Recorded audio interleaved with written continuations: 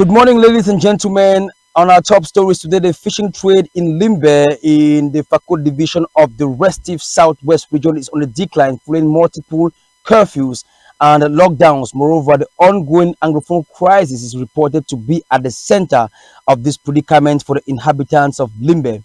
Meantime, the Lord Mayor and Chief of Eyumojok in the Manu division of the restive southwest region, Ita Jacques Ayamba, says he is satisfied with the realization of projects which have helped to foster development in Manu division. Plus, on our international page, we shall be talking about the G7 nations who are yet to announce an agreement on new loan for Ukraine today, Thursday. Those are our major lead stories today on this edition of the news.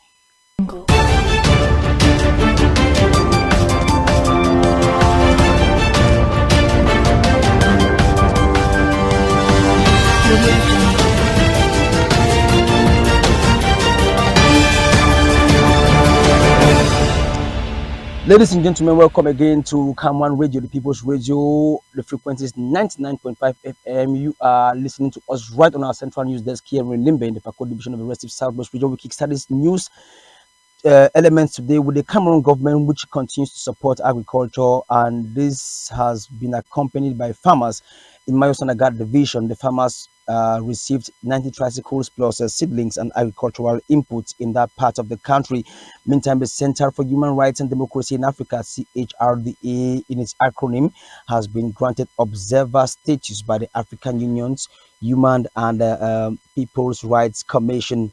The Fund of Bamisong in the Goketunja division has publicly condemned a mandatory enforced on natives by armed separatist rebels in the region. From Richard Muntong III says separatist fighters continue to levy fees on inhabitants varying from 3,000 francs to 50,000 francs CFA in that part of the country. Meantime, the President of the National Assembly, Kavaye Jibril, has given an embargo to individuals who are scheming or causing chaos during the 2025 regional and presidential elections. The President of the National Assembly has said anybody who is going to cause chaos during the 2025 regional and presidential elections are going to be held accountable by justice. On to a major lead story, one of them which I am going to reiterate today: the fishing trade in Limbe in the Fakot division of the restive southwest region is on the decline following multiple curfews and lockdowns. Moreover, the ongoing Anglophone crisis is also reported to be at the center of this predicament for the inhabitants of Limbe. Our reporter, Aswa Tatiana, has details in the following report.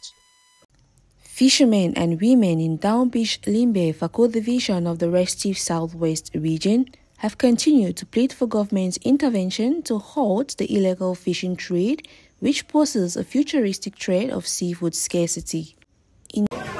Because we get people where they come up from outside, where they can't buy actually, Limbe they do chop fish.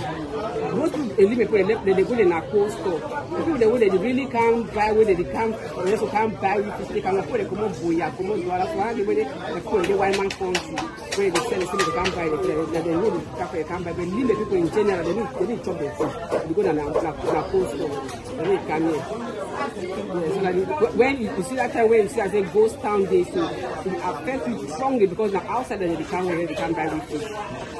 The Vice President of the Fishmongers Association, Madame Joan Luma, who has been dwelling in the fish trade business for over 3 decades, states some of the challenges which they continue to face in the fishing sector. The business is also the first challenge is because of trying to be way to get failure for lights. Lights in the village. Last time we had almost 10 days no lights, and it will make it expensive because the rest of the fish they go bad. So people they take their own dry and wait, they're not supposed to dry the fish, so they face some difficulties. And now so there's scarcity of fish because now so they go water and they come back empty, and the cost of the is so high. So we get very difficulties now for fish food. The guys have the fish extend because person go water. And one time I don't bring us some small fish, and they calculate in petrol money they don't use them. Then the amount of fish they bring is small. So if you get enough of higher the price, so for meat up with the expenditure. The ongoing Anglophone crisis has also been mentioned by the Vice President to being a major problem which has contributed to the decline of the fishing trade. Juan Luma also highlights the problem caused by frequent lockdowns and curfews in the southwest region. Hadison Mengi, a fish trader who has been in the sector for over 15 years, disclosed one of the major hurdles they are faced with is constant power outages, which has also led to repetitive destruction of electrical appliances such as refrigerators, which help to preserve seafood. Actually, in this fishing business, there are so many challenges we are facing. One of which is the storage facilities. There are times that, there is so much, or there are so much fishes that we don't have places to store. So we really need a storage facility, because here in Limbe, that's one of our main challenges. Especially, secondly, I will talk of electricity failure. Yeah, the electricity failure here in Limbe is very high, in such a way that now in Limbe there is no a day without a failure of lighting. So that's the thing that we have here, which has been a great challenge for us in this domain. As a result of the hike in fish prices, some women now buy tiny fishes, commonly known as munyanya, so they can fry and sell for sustainability. Seriously, I will tell you that the people in Limbe don't actually consume this fish here. Even me, I'm tired of it. So, what I want to eat, if I want to eat anything like fish, it should be Morocco. Yeah, but I know that the sea fish is more good, but I'm tired of it.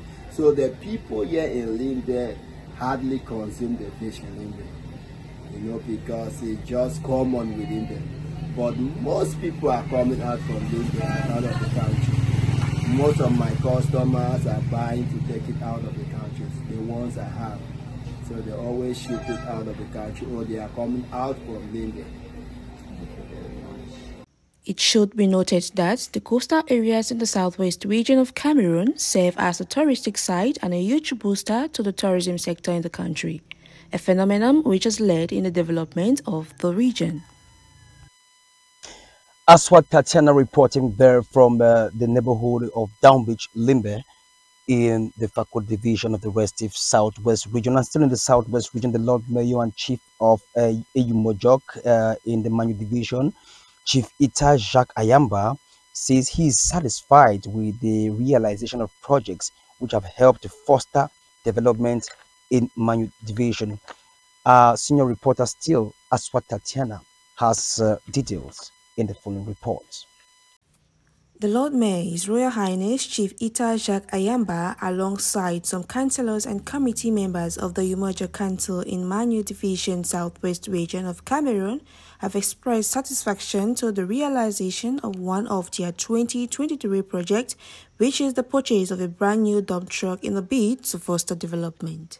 Chief Ita Jacques Ayamba also disclosed that Eyumojok Council is expecting other heavy-duty vehicles as part of the 2024 Council project that will help in the development of Eyumojok municipality, especially at the level of farm-to-market roads, to ensure quick and easy transportation of farm products to local markets. I know that it's not easy funding a project like this just from the council internal revenue.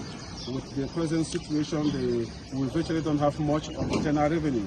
So what we also do with the funds from the various sectoral ministries, especially decentralization, we use that one, and we add from our internal revenue to make up if it's not enough for whatever equipment we want to get. Maybe with time we will go in for loans, maybe through FECOM, but for now we are looking at our decentralization fund from Mindevel and from our internal revenue. What word of assurance do you have for them? I want to tell them that they voted for us, and personally my role is to serve them, and I really understand the stakes, I understand the difficulties, the challenges which they are going through, and I said together let's give peace a chance, and together we'll be able to build, and that unless we develop we cannot really realize our full potentials. On his part, Councillor Dr. Itengene Joan Esunjog, who doubles as the chairperson of the Infrastructure and Development Committee, expressed satisfaction as the project of a dump truck has been successfully awarded, respecting the technical specifications of the contract, and also he disclosed that this truck will serve as an income-generating revenue which will be used in the development of a Umojok municipality. This dump truck, as you see like this, was purchased by Umojok Council through a deliberations by the councillor of the Umojok Council. And we are happy to receive this dump truck today, the 7th of June, 2024. We are also happy that this dump truck was successfully awarded, respecting the technical specifications of the contract. And this dump truck, as you see like this, is going to help a Umojok Council, a Umojok municipality, to generate revenue, and the revenue in turn will be used for the execution or the realization of basic infrastructural projects like public toilets, public gardens, sitting grounds, bridges, culverts, etc. Joseph Isamen Diti, a councillor in the Umojok Council and a member of the Infrastructure and Development Committee, applauded the effort of Chief Ita Jacques Ayamba, the mayor of the Umojok Council, who ensured the realization of this project, and he also revealed that during the reign of the predecessor of the mayor Ita Jacques, there was money allocated for a similar project, but it never came to the limelight. Project that was successfully awarded by the Lord Mayor, His Royal Highness Chief Ita Jacques Ayamba. And before this project was awarded, as the council deliberation, we deliberated and accepted that the project should be awarded by the Lord Mayor.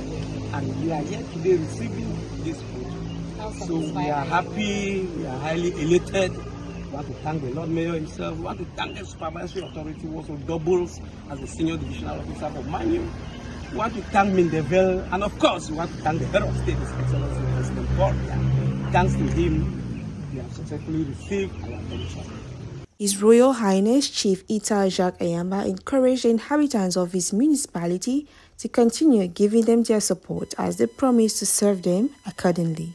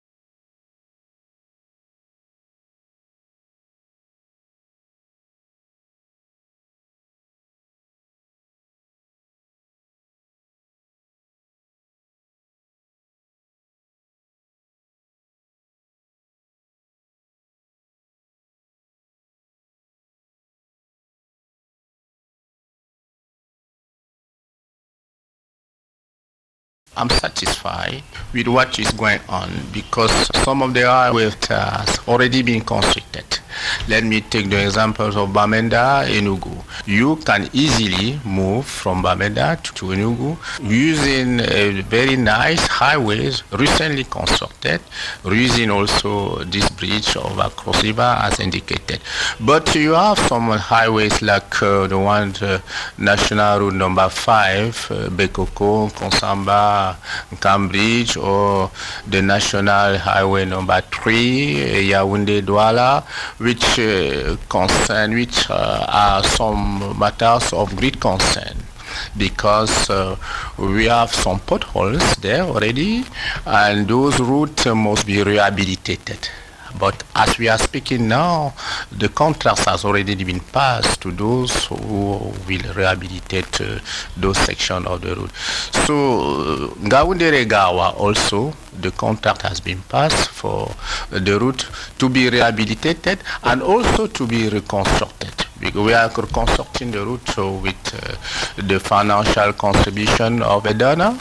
We are rehabilitating with our internal resources, and the works will soon commence. This Babaju Bamenda Road, on the Ring Road, under construction, and also Ngaoundéré Gawa Road under construction, Kumba Ekondo Titi Munemba Road under construction. The government is doing all he has to do for the population to feel that the head of state is understanding their cry, and the head of state is doing all what he has to do for all of us to feel that we are Cameroonians. That was Minister Nganu Jumesi, who was actually speaking at the Immeuble Emergence in Yaoundé during the interministerial meeting. And on our sad page today, the Honorable or His Royal Highness Fon George Nkwashi Dikum II, the Fon of Akum in Cameroon's Northwest region, has passed on to glory at the age of 89. The monarch ruled the Akum clan for an incredible 66 years. On to our international page now. The United Nations inquiry into the first few months of the war in Gaza has found both Israel and Hamas committed war crimes and grave violations of international law in the body's first in-depth investigation into the October 7 attacks and the ensuing conflict. The damning reports, which cover events up to the end of 2023, paint an alarming picture of both sides routinely disregarding international law in a devastating conflict that has now raged for more than 8 months, bitterly dividing global opinion and sending tension soaring across the Middle East. The International Criminal Court's chief prosecutor is urgently investigating allegations of war crimes and crimes against humanity in the Darfur city of Al Fashir, which has become a new front between the Sudanese army and the paramilitary rapid support forces. In a video statement, prosecutor Karim Khan said the ICC has an active investigation into possible atrocity crimes being committed at present in Darfur. A group of Russian Navy ships, including a nuclear-powered submarine, arrived in Cuba in a sign of strengthening ties between the two Cold War allies. And a shipwreck in the Middle East of the Democratic Republic of Congo, and its acronym DRC, has killed more than 80 people. The Congolese president's office has officialized a statement about this particular issue. Meantime, the family of one of the hostages rescued in an Israeli operation has said that he experienced psychological abuse from the hands of his Hamas captors during the 8 months that he was held in Gaza.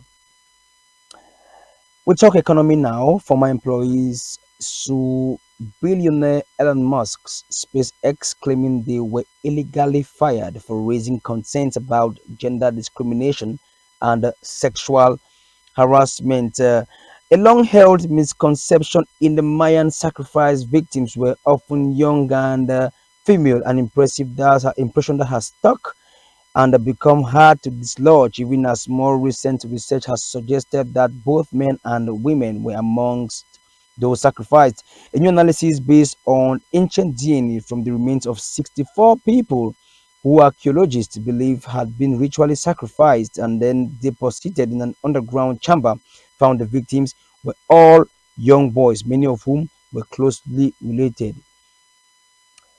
We talk G7 summit right now, as G7 nations are being lead or G7 nations poised to announce agreement on new loan for Ukraine as soon as today Thursday, as the leaders representing a G group of 7 nations are set to announce an agreement to loan money to Ukraine backed by the profits from frozen Russian investments, according to sources familiar with discussions. It will provide a new source of revenue to the war-torn nation facing a steep and costly road to recovery. Shipwreck hunters have found the vessel Quest, once captained by renowned Antarctic explorer Ernest S. Shackleton, largely intact on the ocean floor 15 nautical miles off the coast of Canada. Police in Argentina clashed with anti-government protesters outside Congress, where senators were scheduled to debate a bill on government and economic reforms proposed by Libertarian President Javier Milei. And chaos has also broken out in the Italian parliament after a lawmaker was attacked while trying to hand an Italian flag to another lawmaker over a local government bill. Still, Israeli government launches land, sea, and air strikes on Al-Mawasi, a designated safe zone in Gaza, according to Palestinian news agencies. And it's with the war in Gaza that we end this edition of the 6:45 news AM on cam1 radio. I reiterate, it is the People's Radio, and the frequency is 99.5 FM. I am your presenter of everyday's news, Ecomed Charles Abane. Ladies and gentlemen, thank you for your keen attention, and keep on listening to more programs on this network. See you tomorrow, same time, same place on this network.